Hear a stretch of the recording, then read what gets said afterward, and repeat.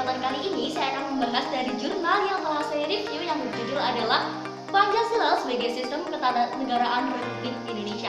Nah, pada kesempatan kali ini nanti kita akan bahas 3 subbab yang sudah saya kelompokkan menjadi masing-masing. Yang pertama kita akan membahas ini Pancasila sebagai Sistem Ketatanegaraan di Indonesia. Yang kedua, ini kedudukannya. Kemudian yang kedua kita akan membahas mengenai sistem pemerintahan sesuai dengan ketatanegaraan Pancasila.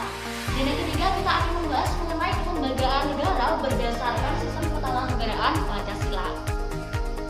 Baik, yang pertama kita akan membahas mengenai Pancasila, kedudukan Pancasila sebagai sistem ketatanegaraan yang ada di Indonesia. Nah, jadi teman-teman, dengan adanya Pancasila sebagai sistem ketatanegaraan di Indonesia, itu mampu menjamin kokohnya sebuah bangunan kenegaraan. Negara itu diibaratkan sebuah organisasi, sebuah rumah atau sebuah bangunan, di mana bangunan itu bisa kokoh dengan adanya kesepakatan. Kesepakatan siapa? Itu adalah kesepakatan di antara para masyarakat yang ada di seluruh wilayah Indonesia. Nah, kesepakatan yang mereka bentuk itu adalah merupakan cita-cita mereka bersama, cita-cita warga negara Indonesia. Cita-cita atau disebut sebagai state side. State side itu apa sih? Nah, state side itu adalah ini, falsafah kenegaraan. Jadi, pokok dari pembahasan kita yang pertama bahwa kedudukan Pancasila sebagai sistem ketatanegaraan itu sebagai apa? Ini ya, sebagai falsafah kenegaraan bangsa Indonesia, atau Pancasila merupakan cita-cita bagi bangsa Indonesia. Nah, inilah yang namanya falsafah, yaitu adalah Pancasila. Pancasila merupakan sistem ketatanegaraan, merupakan falsafah kenegaraan, itu memiliki beberapa tujuan nasional. Kenapa kok disebut sebagai cita-cita? Karena dia memiliki 4 tujuan nasional bangsa Indonesia yang tercantum dalam Undang-Undang Dasar 1945. Apa aja? Ya, yang pertama seperti adalah melindungi segenap bangsa Indonesia dan seluruh tumpah darah Indonesia, dan untuk memajukan kesejahteraan umum, mencerdaskan kehidupan bangsa, dan ikut melaksanakan ketertiban dunia dan berdasarkan kemerdekaan dan perdamaian abadi dan keadilan sosial. Ya, ini adalah subbab yang pertama. Baik teman-teman, selanjutnya kita akan membahas mengenai subbab yang kedua, yaitu adalah sistem pemerintahan yang ada di Indonesia. Jadi nanti kita akan membahaskan mengenai beberapa sub lagi ya, ada awal kemerdekaan, setelah amandemen, kemudian pada masa reformasi. Nah, yang pertama pada masa awal kemerdekaan. Pada masa awal kemerdekaan di Indonesia itu sistem pemerintahnya agak rancu. Karena apa? Masa ini Indonesia mengalami sistem pemerintahan presidensial, namun pada kenyataannya Indonesia justru malah melaksanakan sistem pemerintahan yaitu adalah parlementer. Itu pada awal kemerdekaan masih agak rancu gitu ya teman-teman. Kemudian yang kedua adalah setelah amandemen. Dan setelah amandemen ini sistem pemerintahan Indonesia sudah agak lebih terfokus lagi, yaitu ada kepada sistem pemerintahan presidensial yang sudah murni. Ini udah murni menggunakan presidensial. Karena sistem pemerintahan kita adalah presidensial, maka presiden ini memiliki 2 kedudukan. Yang pertama adalah sebagai kepala negara, dan yang kedua adalah sebagai kepala pemerintahan. Presiden sebagai kepala negara, tugasnya atau fungsinya membuat apa aja sih? Nah, yang pertama adalah presiden sebagai kepala negara, dia itu memiliki kekuasaan tertinggi atas apa aja? Kekuasaan tertinggi atas angkatan darat, angkatan laut, angkatan udara, dan semua yang ada kelembagaan yang ada di Indonesia. Kemudian yang kedua adalah tanda kehormatan. Maksudnya apa? Bahwa seorang presiden dia mampu memberikan sebuah penghormatan atau tanda gelar penghargaan kepada orang-orang yang dianggapnya berperan penting dalam Indonesia. Yang ketiga adalah perang atau bahaya. Presiden diperbolehkan untuk mengajukan perang, untuk mengusulkan perang kepada negara lain apabila dalam keadaan darurat. Presiden juga mampu menunjukkan adanya tanda bahaya seperti itu. Kalau kemudian kepala pemerintahan, yang pertama adalah menteri. Apa hubungannya dengan menteri? Yaitu adalah presiden berwenang untuk mengangkat dan memberhentikan para menteri yang ada di Indonesia. Yang kedua adalah Undang-Undang Dasar. Artinya apa? Dalam keadaan darurat atau dalam kondisi tertentu, presiden itu diperbolehkan untuk membuat peraturan-peraturan yang hampir sama dengan Undang-Undang Dasar 1945. Nah, yang ketiga adalah otonom. Artinya apa? Presiden ini diperbolehkan untuk membagi kekuasaan. Jadi nanti ada pemerintahan pusat dan pemerintahan daerah seperti itu. Nah, selanjutnya adalah pada masa reformasi. Pada masa reformasi ini ada yang pertama separation of power, yang kedua distribution of power. Maksudnya apa? Separation of power ini adalah pembagian kekuasaan. Terus kemudian dirasa tidak efektif, kemudian dirubahlah menjadi distribution of power.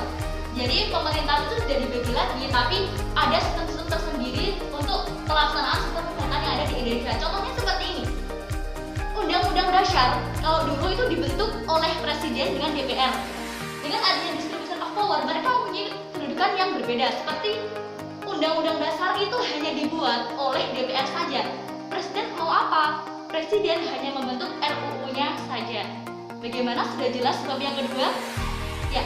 Ya, baiklah teman-teman, selanjutnya kita akan ke subbab yang ketiga atau yang terakhir, yakni mengenai lembaga negara. Lembaga negara atau yang sering disebut sebagai lembaga pemerintahan itu dibentuk oleh apa? Oleh Undang-Undang Dasar 1945, oleh PP dan oleh UU. Nah, lembaga negara itu ketika negara diibaratkan sebuah organisasi, maka lembaga negara itu adalah struktur kepengurusan yang ada di dalam organisasi tersebut.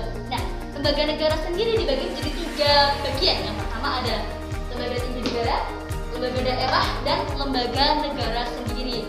Kalau yang sering kita ketahui teman-teman, mulai dari kita sekolah SD sampai kita kuliah sampai saat ini, yang sering disebutkan apa sih lembaga negara? Pastinya tentang MPR, presiden dan wakil presiden, DPR dan lain sebagainya, bukan? Nah, yang kita ketahui itu merupakan bagian daripada lembaga tinggi negara. Nah, ini akan saya bahas satu persatu mengenai lembaga tinggi negara. Jadi yang kita bahas adalah lembaga tinggi negara ya teman-teman.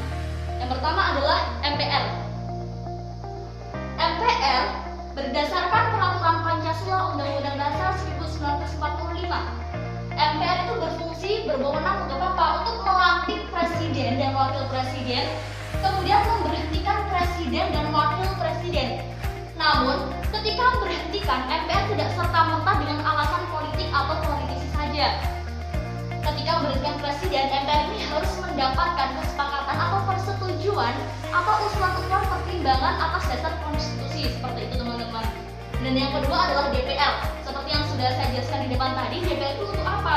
Berkaitan sama undang-undang, yaitu adalah untuk merencanakan pembuatan undang-undang yang baru, kemudian membuat undang-undang, dan semua yang berkaitan dengan undang-undang ini adalah berkaitan dengan DPR. Karena apa? DPR itu adalah Dewan Perwakilan Rakyat, jadi adalah suara-suara dari rakyat Indonesia. Selanjutnya adalah Presiden dan Wakil Presiden. Presiden dan Wakil Presiden seperti yang sudah saya sebutkan di depan adalah sebagai apa? Yaitu adalah sebagai kepala pemerintahan dan kepala negara. Selanjutnya adalah MA, Mahkamah Agung. Berkaitan dengan apa aja? Mahkamah Agung itu merupakan pengadilan tertinggi yang ada di Indonesia teman-teman. Jadi boleh mengajukan kasasi pada Mahkamah Agung, kemudian Mahkamah Agung itu juga akan menyelesaikan sengketa-sengketa seperti itu, dan juga boleh mengajukan pengadilan. Maksudnya pengadilan di sini apa? Jadi ketika kita itu sudah melakukan mengajukan pengadilan di tingkat bawah, kemudian kita tidak setuju dengan itu, maka kita boleh mengajukan banding.